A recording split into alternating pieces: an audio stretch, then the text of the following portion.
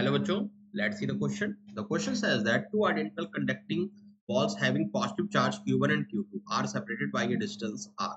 If they are made to each other, made to touch each other and then separated to the same distance, the force between them.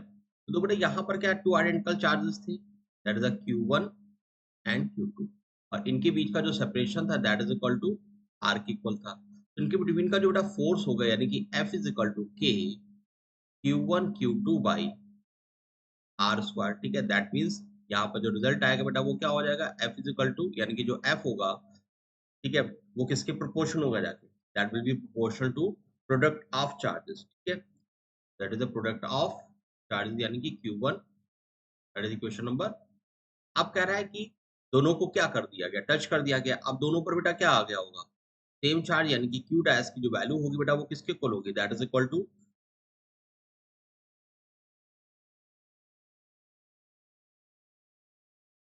यहाँ पर equal amount of charge यानी कि average charge, so that that is the Q1 plus Q2 by equal आ गया. अब बेटा जो force की वैल्यू होगी सेम सेपरेशन पे प्लेस्ड कर दिया गया यानी कि एफ डैश की जो वैल्यू होगी वो क्या होगा कि Q1 प्लस Q2 बाई 2 का होल स्क्वायर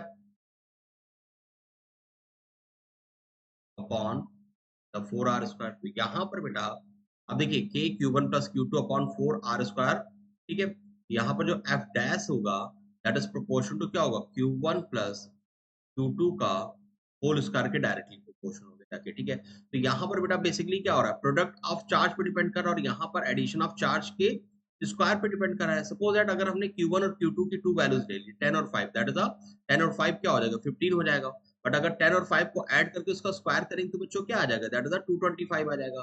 तो दैट यहाँ पर जो वैल्यू होगी 10 इंटू 5 150 और 225 से के रिस्पेक्ट में क्या होगा, ग्रेटर होगा जाके. तो उसका मतलब बेटा ये हुआ, इसको डाल देते हैं क्वेश्चन नंबर फर्स्ट. तो अगर हम यहाँ से कंक्लूजन निकालते हैं तो जो एफ डैश है that is equal to greater than क्या होगा एफ होगा जाके. यानी कि जो फोर्स की जो वैल्यू होगी कह रहा है लेस देन बिफोर, रॉन्ग हो गया. सेम एज बिफोर, ये भी रॉन्ग हो गया. मोर देन बिफोर यानी कि पहले से बेटा जो फोर्स की वैल्यू होगी वो ज्यादा हो जाएगी. यानी कि right option is third option is. Hope you understand well. Best of luck.